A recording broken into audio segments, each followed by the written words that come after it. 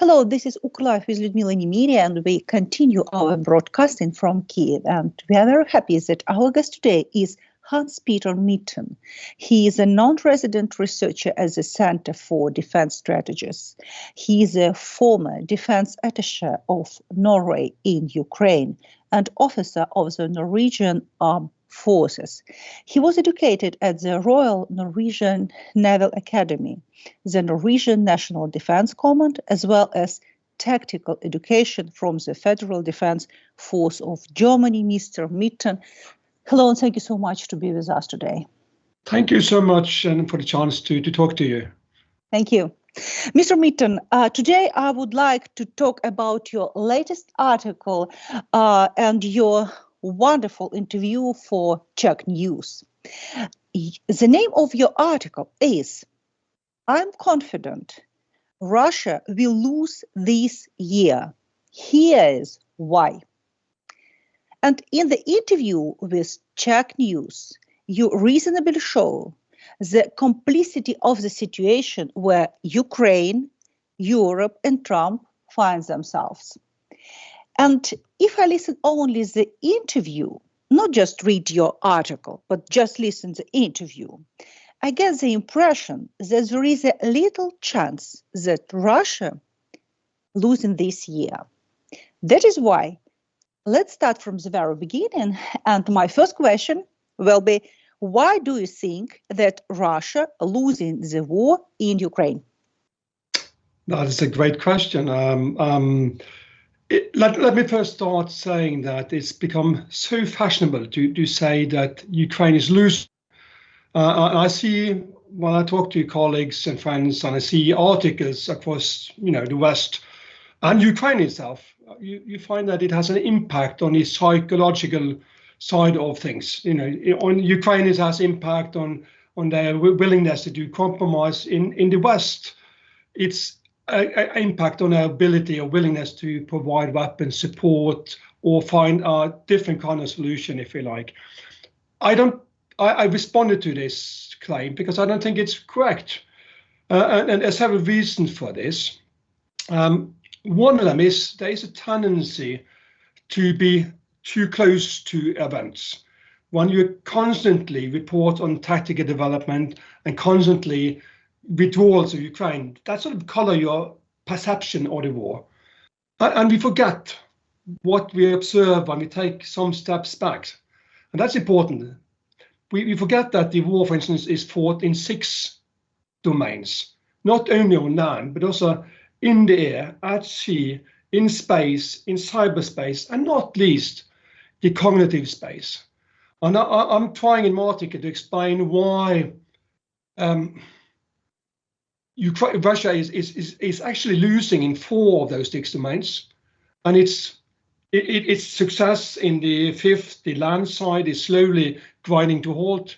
And the only domain it has been truly successful is the cognitive space, shaping the minds of people. Not so much in Ukraine, but much more in the West. And this, the expression Ukraine fatigue. It's an expression which comes back regularly. I heard it first time in 2015, and it's still there, but it has that kind of effect on mindset.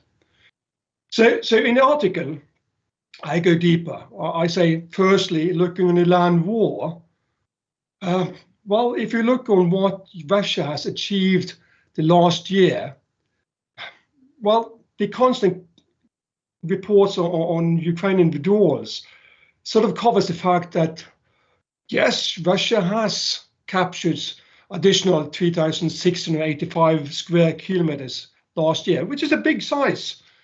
But when you compare it to what Ukraine did in 2022, when it liberated Kharkiv region and Kherson, which they took 74,000, it's minuscule. I mean, it's nothing compared to that.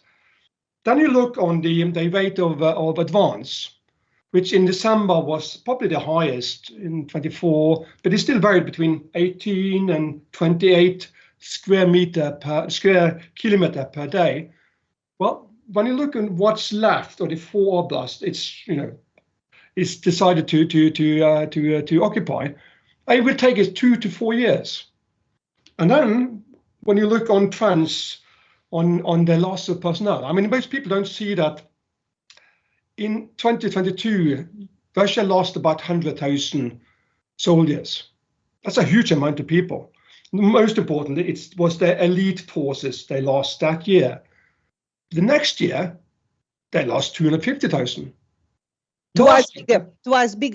Yes, twice and bigger. last year they lost 430,000. So you have an increasing trend, which means if you follow the development in the last 3 months, and you start as an indicator where we're going, Russia will lose about 560,000 more this year. So you have to do the math. 2 to 4 years to occupy the rest of the Foreblast, and losing 560,000 next year, this year, even more next year potentially. It risks losing before it succeeds, if you can call it success.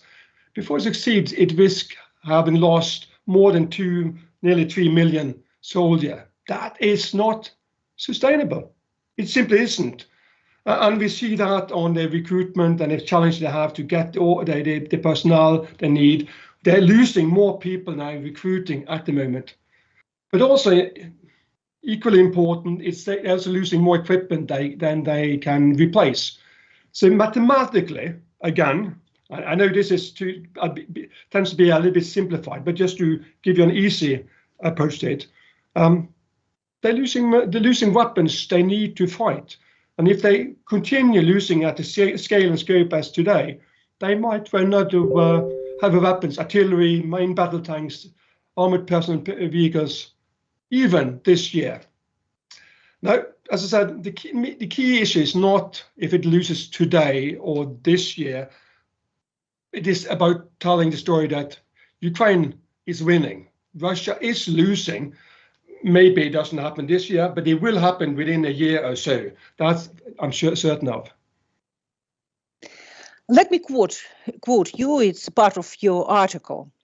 Strategic prospects of the aggressor state become extremely black when the US and Europe get back the initiative in cognitive space and find the bravery to do what needs to be done. My question is, what needs to be done from your point of view?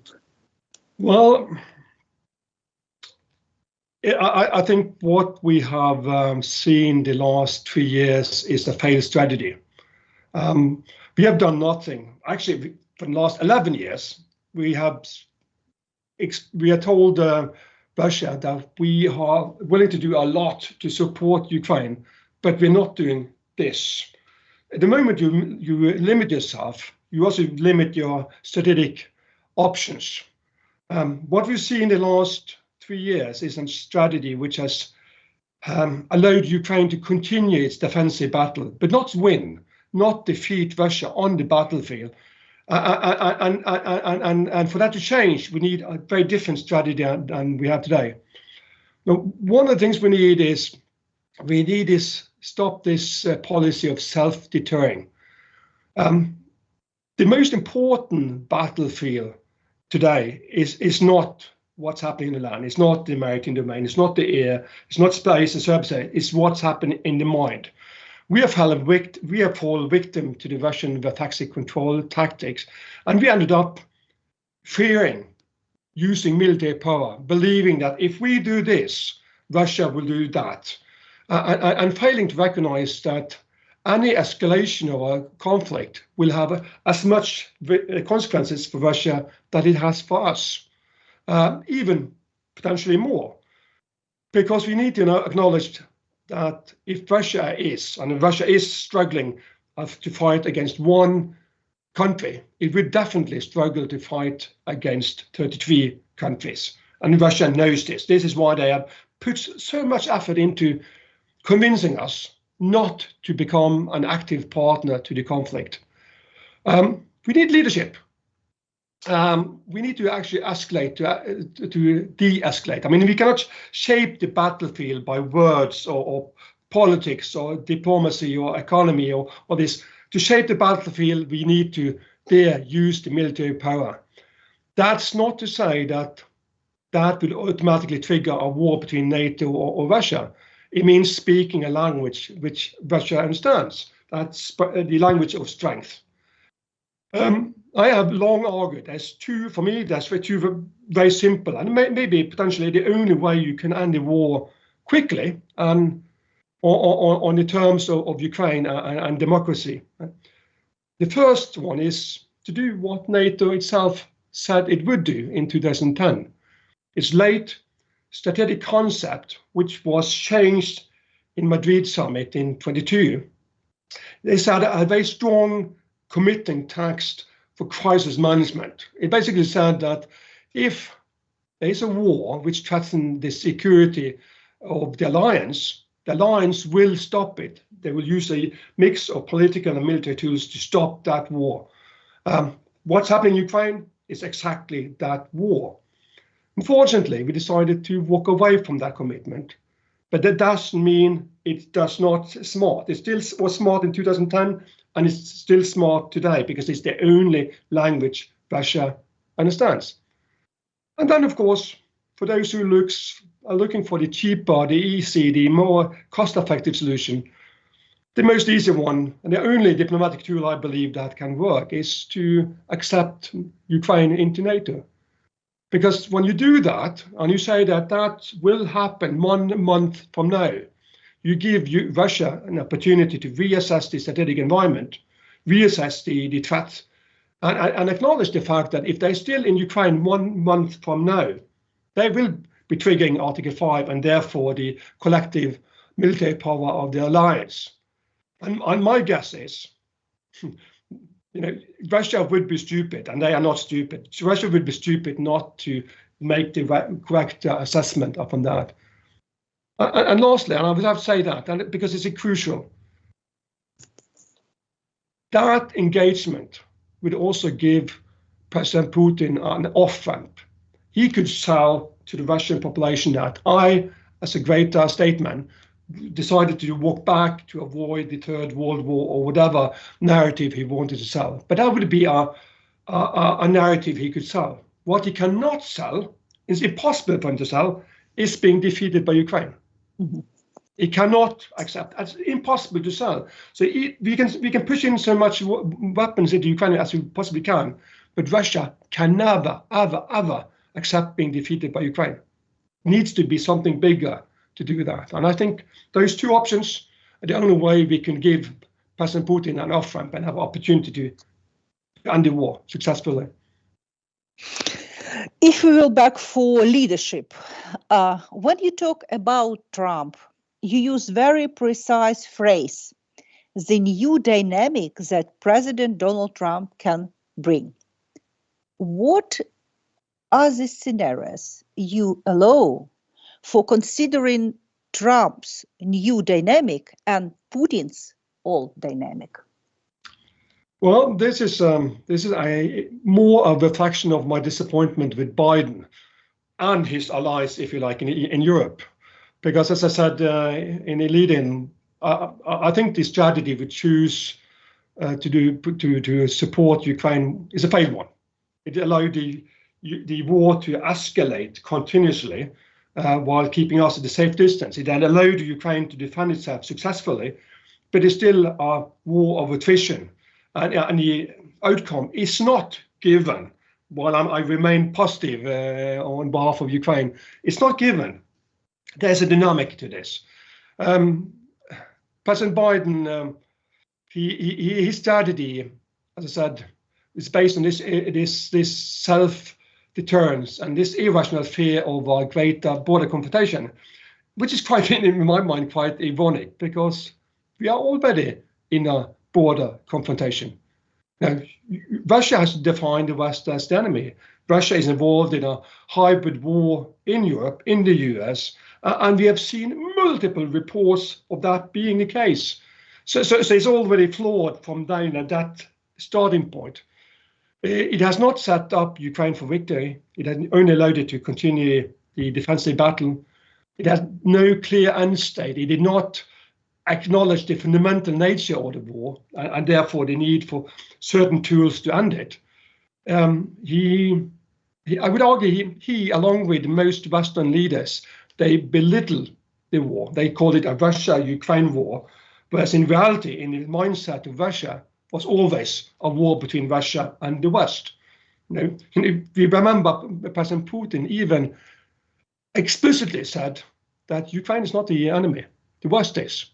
He's fighting in Ukraine because Ukraine is crucial for his grand strategy, not because Ukraine is an enemy or a threat. It needs Ukraine to achieve trade status. So my sort of my assessment of new dynamic is a reflection of that, because we know and we've seen the signals that Trump is already breaking with the past strategy, and as such, it brings hope for a better strategy, if you like. It's not given, and that's also important to say. Trump has, I'm not sure Trump himself has a clear strategy how to end the war. We have seen his big statements about ending the war in 24 hours. We know it's been changed to 100 days, some say 6 months, and he will face up to the same reality that, like Biden did, that this is a complex war, and you cannot press Russia into doing something Russia doesn't want to do unless you're willing to use all the tools available to you. So we'll see. They're still defining the strategy. Maybe it's better, maybe it's not. So, but at least it will be a new dynamic, and it will make Russia sit up and take notice. Let me quote you. Europe should be worried if Putin accepts the peace plan proposed by US. Putin will reject any peace plan proposed by Trump that does not take into account Russia's so-called security interest. But what could be done? Well, this goes back to my initial statement. It's we need to stop self-deterring. We need to recognize that Russia is not invincible. Russia can be defeated, and Russia has been repeatedly defeated. It did so in the Crimea War. It did so in the war in Japan. It did so in Afghanistan. So I mean, we have several examples of Russia being not that strong as it tries to portray itself. We need to break free of this reflexive control and have a more objective perception of Russia as an aggressor. We need to ignore his ultimatums. We need to call it bluff, as we have done repeatedly with his so-called red lines, because we need to not only protect Ukraine and the integrity of the European Union, NATO, and the US, but we also need to urgently protect international law and the international security architecture, which have ensured our security, stability, and prosperity since 1949. It must be protected at all costs, because if we do not, if we start rewarding the aggressor at the cost of the victim, we are breaking down the very fundamental which has ensured our all common safety. I think it's crucial to acknowledge the Ukrainian progress, its resilience, its resolve, and the potential. In the same manner as we recognize that Russia is far weaker than it was 2 years ago. It is, at the brink of potentially collapsing for so many reasons, economy, military, and so forth. And we need to up the game. We need to make sure that we do speak the language that Russia understands, that from strength. So, as I said, there's two tools: NATO accession or NATO military intervention. That would change the Russia's strategic appraisal totally. If we will speak about the NATO or about future of Ukraine in NATO, let me quote you. Unfortunately, I believe it is more likely that NATO will disintegrate or transform into an alliance with two clear pillars. Is this a problem, or this is a solution of problem? Solution in mean that it could lead for new, more stable, more bigger alliance. Well, I have had the last couple of years. I posted or published several articles on NATO.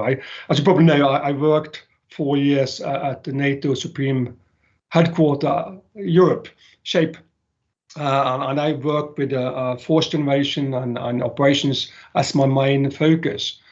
And I've seen close up front some of the challenges NATO is facing, not the alliance as such, but the 32 member states. I find in Norway, for instance, when I present NATO, and we have this belief that a small nation, NATO will provide for our security. And I have to explain to my colleagues and friends that NATO consists of 32 countries, one which is militarily strong, and 31 who's become increasingly military weak. And as such, there's not much vast capacity to come to the support of the member states if something should happen. This is important because most would argue that correctly that Ukraine is not a NATO member and therefore is not eligible for NATO collective defense. But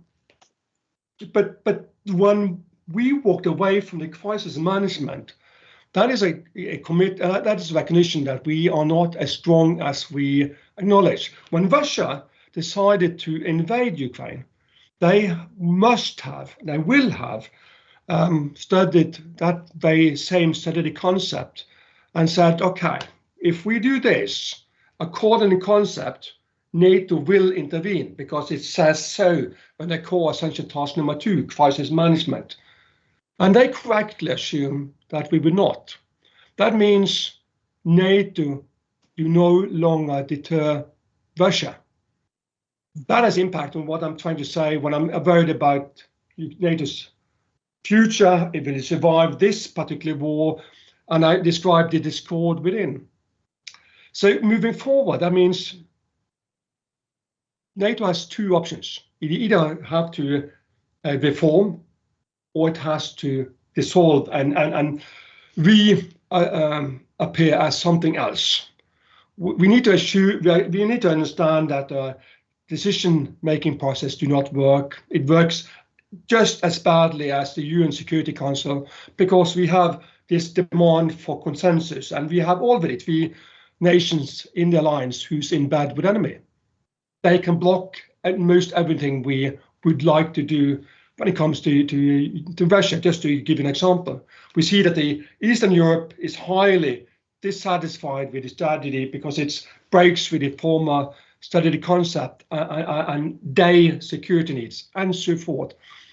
To get across that, we need to see a Europe which commits to security and defense. We need to see Europe who rebuilds its armed forces. And we need to see Europe rebuild a capacity which makes it the second pillar in the alliance. That means it becomes a partner to the US, not a client. Because in this imbalance which exists, and especially now with the Trump as a president, there is the dynamic of the alliance is totally different from what it was believed to or supposed to do from the outset. We need a partnership. We need to make sure that we take care of our own. Europe needs to take care of its own security and need to be a proper partner. And it is, of course, one of my key arguments in this. To achieve this, we need Ukraine.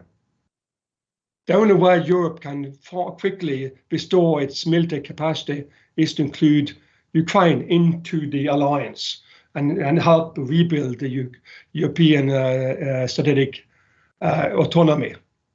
For me, Ukraine is the solution to most of the challenges NATO is facing. Do you think that European army could be a reality? A European army? European army, yes. Like Macron, for example, suggested a couple of years ago, and I understand right now he tried to suggest it one more. At least I would argue, and the problem with Europe, of course, is highly divided. 27, more than 27 countries. European Union is 27, and then of course those outside, like Norway and Ukraine. It's highly divided, and as we've seen recently, there is a tendency to try to find like-minded countries within Europe. We've seen Prime Minister Tusk take initiative for meetings between France, UK, the Nordic countries, and the Baltic countries, which I believe is within Europe would make a robust coalition of like-minded countries. There's countries within Europe I could never ever seen as a part of this. So yes, I think we are being pushed in the right direction because we have no other option. We have to recognize that the US we knew is not the US we are dealing with today. It's a very different part, and we can no longer take the US security or protection for granted. And either way, even if we did, we need to take our own responsibility for our own security. If we will back to two options for NATO, what do you think? Does NATO reform during these 3 years of big war? Do you think that this reform changed dramatically the NATO during this 3 years? Well, reform starts with acknowledging the challenges you're facing. And I think that's been a very tough process for NATO and its member states. If we just to illustrate, when the war started in 2014, on the first summit, Wales summit in 2014, instead of responding resolutely to the new threat, the new reality, NATO decided to increase the investment in security and defense to 2%, maybe within the next 10 years, right? First of all, to that said, in 2014, it should already have been at 2% because that decision was made in 2006.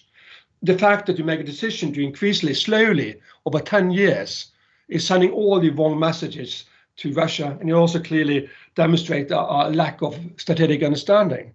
Mm-hmm. Well, 2024, most countries had reached that point. 9 countries have still yet to reach 2%. And by this time, 2% is not enough.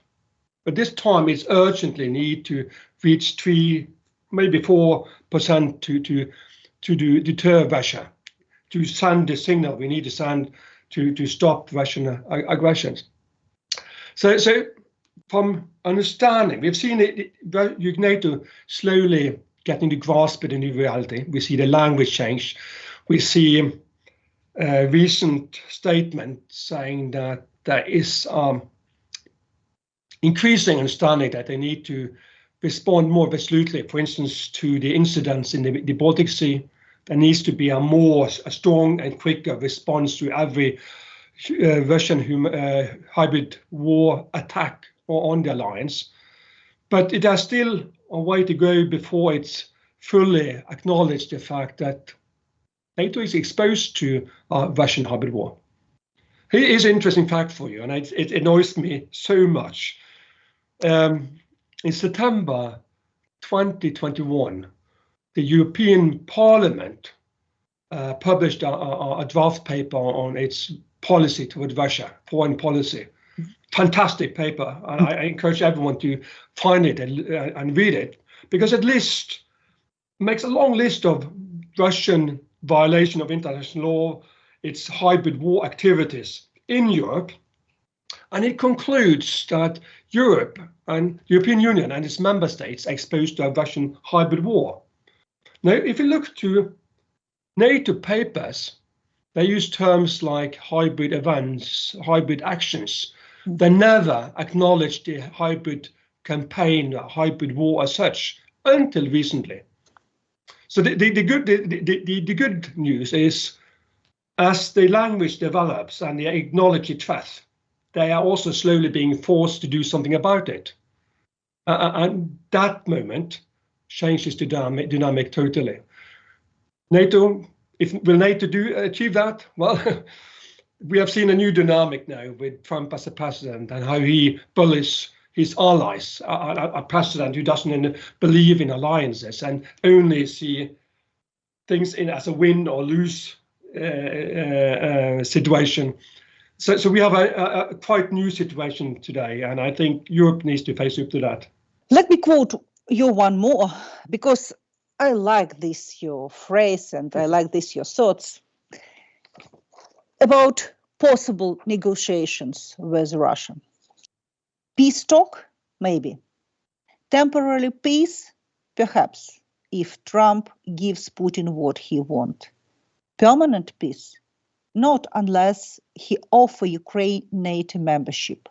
There is no alternative to NATO. Talking about alternative security guarantees is wishful thinking or political cynicism. Thank you so much for these words, because for Ukraine it's quite important. You know about that.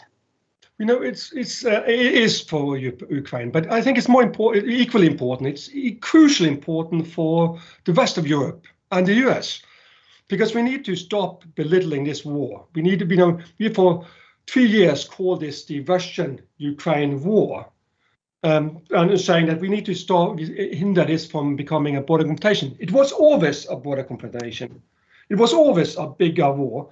And if we had recognized that and acknowledged that from the start, we would have acted very differently than we have done up to now. Now, here's the thing. My very last report as a defense attaché was to try to describe the consequences of a Russian victory in Ukraine. Now, because my thesis was that that scenario, the outcome of that would certainly not be in the interest of Europe or the US. That report has been worked upon and developed, and as my knowledge and experience increased. And I've published a report at the Center for Defense Strategies called "Why Russia Cannot Be Allowed to Win."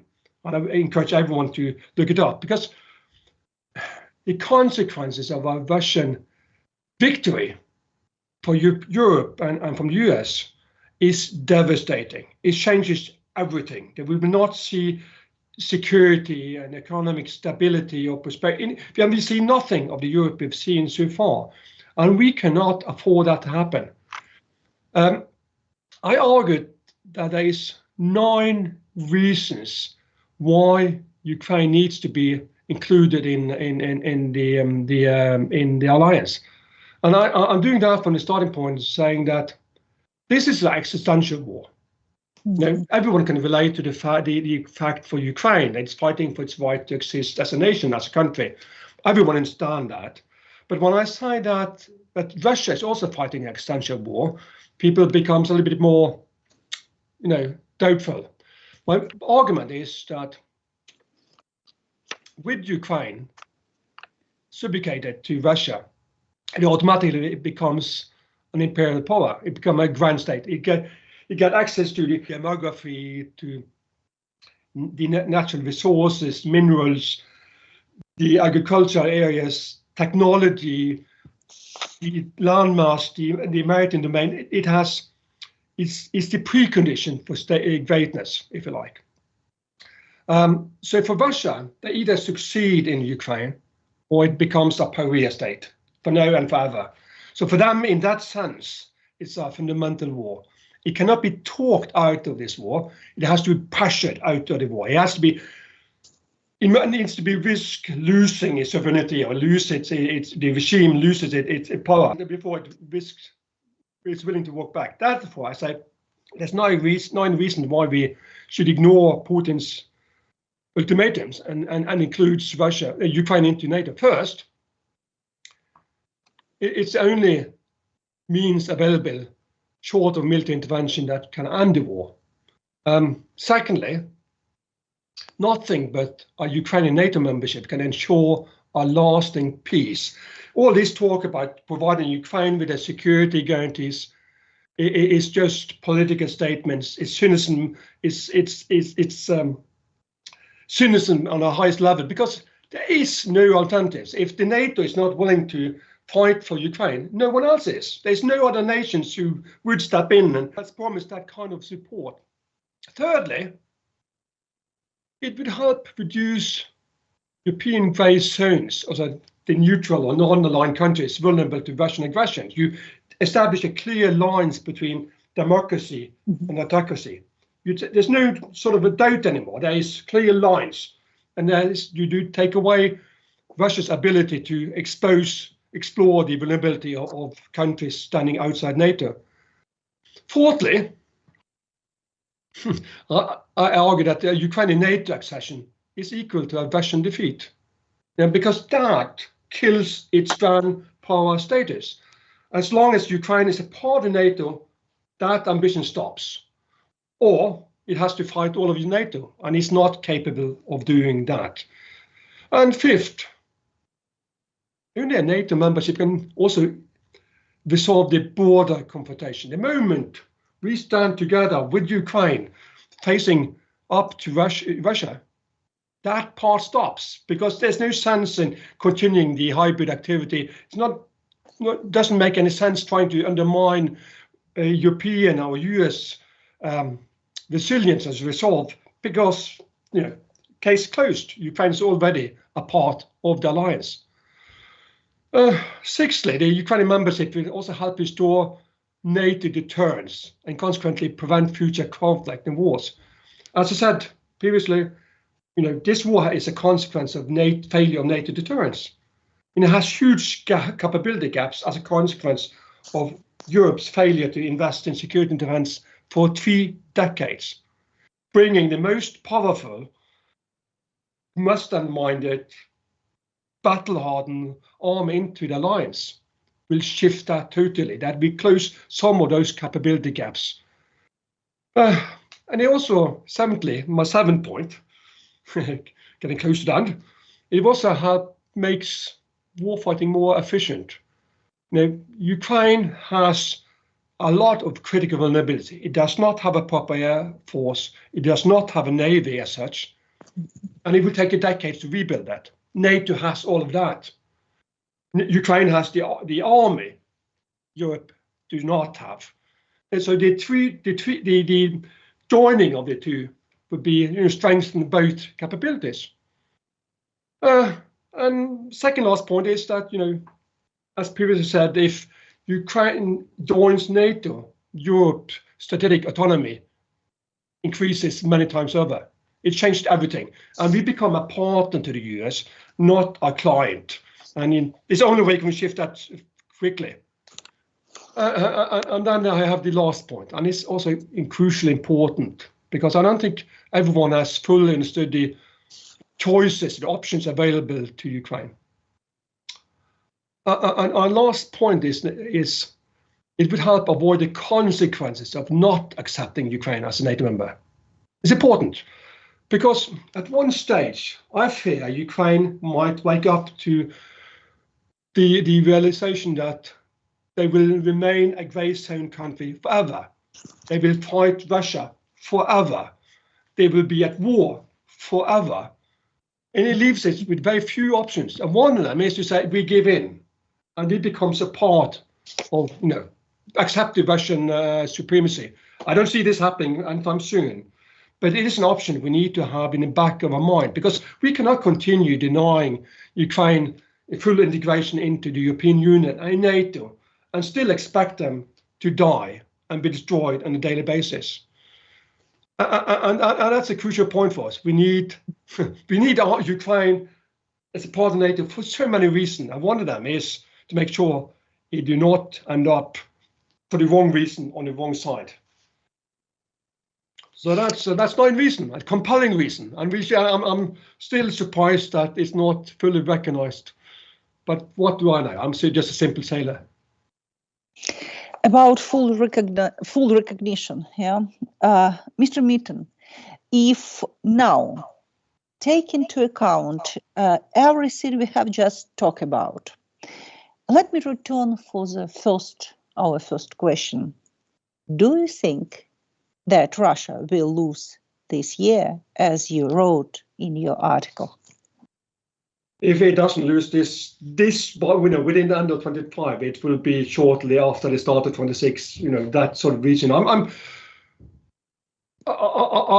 think I will not in any way take lightly to the suffering of Ukraine. Quite the contrary, the resilience and resolve demonstrated with Ukraine daily basis and the losses at the battlefield cannot be ignored.